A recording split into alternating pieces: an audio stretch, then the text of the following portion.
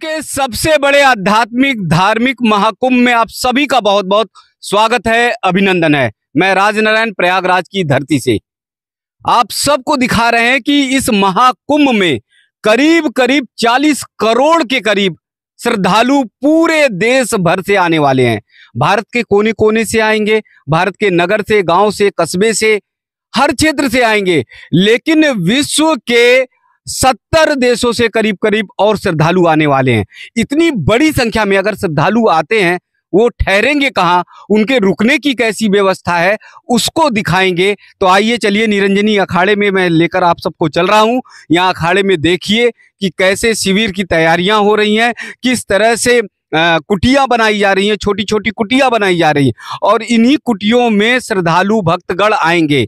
यानी जो देश भर से निरंजनी अखाड़े से जुड़े हुए श्रद्धालु और भक्तगण हैं, वो यहाँ आएंगे और आने के बाद इन कुटियों में रहेंगे। ये जो कुटिया है या जो अखाड़ा है वो हर्षवर्धन रोड पर है, मार्ग पर है। इसलिए जो श्रद्धालु भक्तगण निरंजनी अखाड़ा से जुड़े हुए हैं वो यहाँ पर आ सकते हैं। एक कुटिया में चलकर भी देखते हैं कि कैसी कुटिया होती है पूज्य संत महाराज जी लोगों की, कैसी कुटिया होती है महाकुंभ में जो श्रद्धालु और भक्तगण आते हैं। तो इस कुटिया में अगर आएंगे तो यहाँ देखिए, यहाँ पर करीब करीब जो है 20 लोग यहाँ पर रह सकते हैं। अगर रहना तो 10 के करीब रह सकते हैं, लेकिन 20 लोग अगर संख्या ज़्यादा बढ़ती है। दूसरा, इस कुटिया में लाइट की पूरी व्यवस्था होगी, मोबाइल चार्ज की पूरी व्यवस्था होगी। इस कुटिया में आप सबको प्रसाद भोजन की भी तैयारी की व्यवस्थाएं, सब जानकारियां आपको दी जाएंगी। क्योंकि इस परिसर में, जब विशाल परिसर में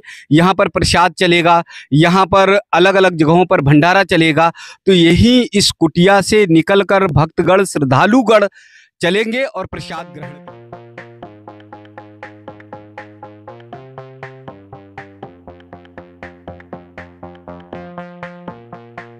यहाँ से आप कुटिया देख सकते हैं जो संत महाराज जी लोगों की और श्रद्धालुओं के भक्तगणों की के लिए बन रही है। ये कुटिया पूरी लगातार लंबी कुटिया दिखाई दे रही है।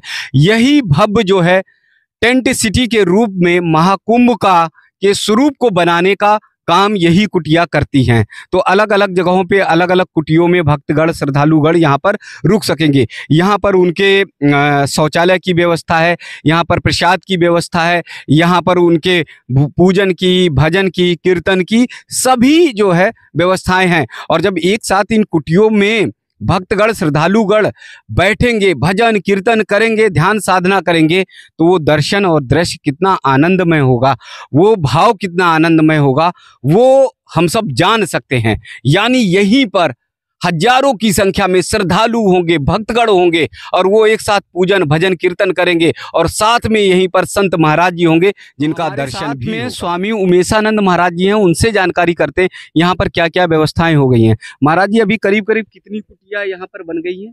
ये 9 बन गई है, ये वाली जी, और पीछे बन गई 10 जी ये जी जी, जी। और क्या क्या यहाँ पर रहेगा? प्रसाद की व्यवस्था, भोजन चले, लंगर चले बराबर जी, और उनकी कथा चले है साध्वी बहन जी की। अच्छा, किन की? साध्वी निरंजन ज्योति जी। अच्छा, उनकी कथा चले है जी। और भोजन भंडारा चले हैं, मंडली आई है तो उनका भोजन दो है जी। बाहर के संत जो आए हैं जी, उनका भोजन दिया जाएगा जी। अगर भक्तगण आते हैं, यहाँ से निकलते हैं और देखते हैं प्रसाद के समय, तो आकर प्रसाद ग्रहण कर बिल्कुल बिल्कुल बिल्कुल जी। जो आएंगे सबको भोजन दिया जाएगा जी। अच्छा, तो महाराज जी, जो निरंजनी अखाड़े से जुड़े हैं भक्तगण, जिनका जुड़ाव है, वो यहाँ पे रहेंगे तो फ्री में उन्हें प्रसाद भी और रहना भी? हाँ, बिल्कुल फ्री में भोजन और फ्री में रहना, कोई मतलब इसमें शुल्क नहीं लगता है। अच्छा, ये कहाँ से, देश के कोने कोने से कहाँ से आते हैं? महाराष्ट्र के जी, और गुजरात के जी, उत्तर प्रदेश के जी, MP के जी, सब वहाँ के आएंगे इस लोग, मतलब लाखों की संख्या में भक्तगण आएंगे। हाँ। क्योंकि 13 जनवरी से प्रारंभ हो रहा है, 13 जनवरी। तो 13 जनवरी से 26 फरवरी तक बीच बीच में आते रहेंगे। हाँ, बीच बीच में आ रहे हैं, जैसे ये चले गए एक दो स्नान करके और ये आ जाएंगे जी। ऐसा है, बीच बीच में सब आते रहे। जी जी। तो निरंजनी जी का जो है, साध्वी निरंजन ज्योति जी का सत्संग कहाँ पर होगा? इधर होगा या पंडाल? नहीं, यही बन रहा पंडाल, ये बने है सामने गेट के सामने, इस पंडाल में यहाँ बनेगा, तो यहाँ उनका कथा चलेगी। और बाकी प्रसाद की व्यवस्था किधर है? ये इधर प्रसाद की व्यवस्था होगी। और पंगत कहाँ पे लगेगी महाराज? यही बीच में बने, उस तरफ भोजन बने है किनारे में, और उसके भोजन के इस तरफ का जी भोजन खान पान की वो बने है जी, पंडाल लगे है 3 का। जी जी जी। तो कब से शुरू हो जाएगा प्रसाद की व्यवस्था? कब से? 13 जनवरी। हाँ, प्रसाद की व्यवस्था। अभी तो जो व्यवस्थाएं हैं उन लोगों के लिए प्रसाद, बस जो यहाँ रुके हैं उनके लिए व्यवस्था। अच्छा, जो लोग आ रहे हैं भक्तगण श्रद्धालुगण, उनको क्या बताना चाहेंगे कि क्या क्या सावधानी रखें, यहाँ पे आए तो कैसे यहाँ की पवित्रता बनी रहे? मतलब अपर से आदमी का न लाए साथ में जी। हाँ हाँ। और आधार कार्ड आना चाहिए, होना चाहिए। हाँ, ये है। ठीक है।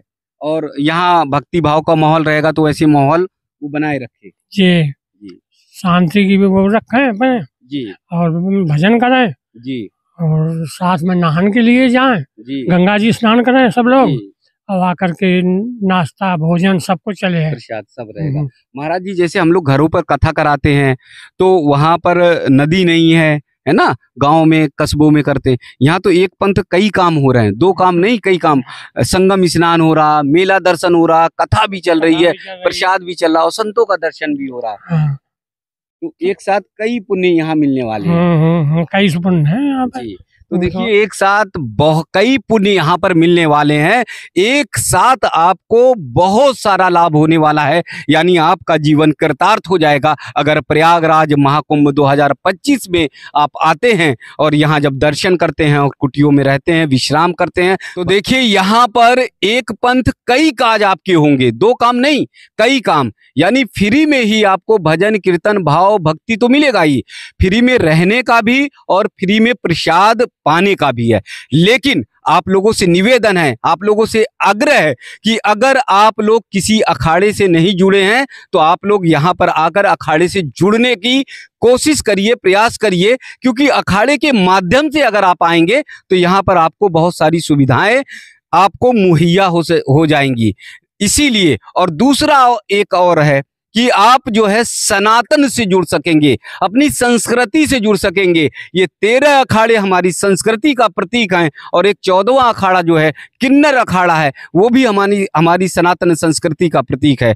तो एक ऐसा स्थान, एक ऐसा स्थल जहां पर आपको फ्री में प्रसाद और फ्री में रहने की व्यवस्था होगी। निरंजनी अखाड़े में हम लोग हैं, हर्षवर्धन रोड पर हैं। जब भी कोई निरंजनी अखाड़े से जुड़े हुए भक्तगण आते हैं तो हर्षवर्धन रोड पूछकर आ सकते हैं। यहाँ पर भी देखेंगे रेलवे ब्रिज है, रेलवे ब्रिज के एकदम पास में ये निरंजनी अखाड़ा है। तो संवाद टीवी के माध्यम से अगर आपको और कोई प्रश्न पूछना है और कोई जानकारी लेनी है रुकने की, भोजन के, प्रसाद की, तो संवाद टीवी के माध्यम से वो जानकारी आपको लगातार मिलती रहेगी।